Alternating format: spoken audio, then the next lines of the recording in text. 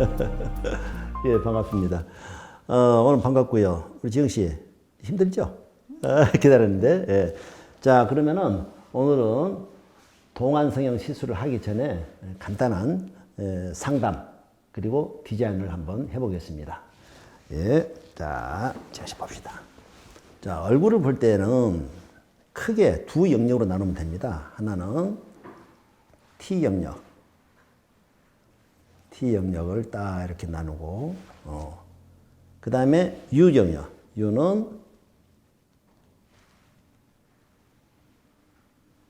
이렇게 나눠요. 그래서 특히 동안성형 할 때는 U 영역을 먼저 봐주고, 그 다음에 U 영역 다음에는 T 영역을 봐주면 되는 거예요. 그러니까 얼굴을 볼 때, 보는 자기 자신도 내 얼굴을 볼 때 크게 두 가지, U하고 T. 두 영역을 보면은 내가 얼마나 어디를 어떻게 고쳐야 될지가 나온다는 이야기죠. 네.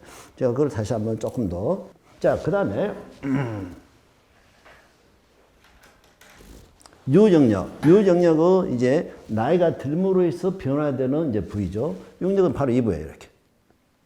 이렇게 해서 이 부위. 이 U 영역 안에서 이제 모든 나이의 흔적들이 여기 드러나는 거죠. 자, 그럼 어떻게 드러나느냐? 세 가지입니다. 다른 것도 없습니다.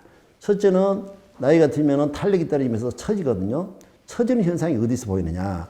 처지기 때문에 이런 골이 보이고 또 여기가 깊어지게 되고 또 이렇게 골이 보이면서 이게 또 처지는 거예요.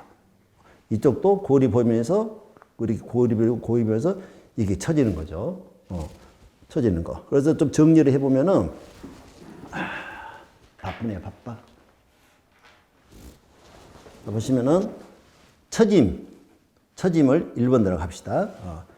그 다음에는 처지게 되면 자연히 모든 윤곽들이 굴곡이 생기면서 꺼지는 현상이 옵니다. 꺼지는 게 이쪽이 생기죠. 요게. 그 다음 팔자도 주름이라기보다는 꺼진 거예요. 이게 가지고. 그 다음에 여기 볼살 밑 앞에 요것도 꺼진 거예요. 2번은 꺼짐이에요. 자, 그 다음에 이렇게 처지게 되면은 꺼짐과 동시에 또한 붉어지는 거죠. 뿔고 나오는 거죠. 뿔고 나오는 게 어떤 거냐 하면은 또 요것도 좀 맞춰보고. 자, 붉어진 거 어디에요? 주로 이쪽 부위가 처지면서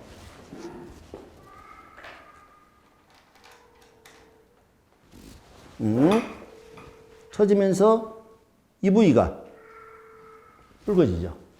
그 다음에 이쪽이 이제 살이 이렇게 지방이 녹이면서 이쪽이 처지고 이쪽에 살이 이제 붉어지는 거죠. 그리고 나이가 들면 이제 전체적으로는 이제 주름이 생기는 건 당연하고요. 그래서, 자, 현재 지금 이분에게 실수해드릴 것은 그걸 한번 보시고요. 자, 나이가 들면서 처지기 때문에 이 처짐은 오늘 해결할 거고, 처짐으로 해서 꺼지게 되는 2번, 꺼진 부위를 해결할 거고요. 그 다음에 처지면서 이렇게 붉어지는 빨간색 표시, 이거를 오늘 해결할 겁니다. 자, 그러면 이걸 어떻게 해결할 거냐? 어떻게 할 거냐? 딱 세 가지입니다. 세 가지. 하나는 뭐냐? 자, 옆으로 한번 해보시고, 첫째는 처져 있으니까 이 방향으로 리프팅을 할 거예요. 이렇게. 리프팅을 하고. 자, 리프팅하고, 그 다음에 이 꺼진 부위, 여기서는 필러로 채울 거예요. 필러로. 그 다음에 꺼진 부위는 다 필러로 채우는 거예요. 필러로. 이것도 필러로 다 채우는 거예요. 그러면은 올리고, 꺼진 거 채우면 거의 끝나가죠. 그 다음에 불러간 거. 이거는 요즘에 뭐가 있습니까? 지방분해 주사, 윤곽주사라고 하죠. 윤곽주사 이렇게 맞는 거예요. 그래서 실과 필러, 그리고 윤곽주사.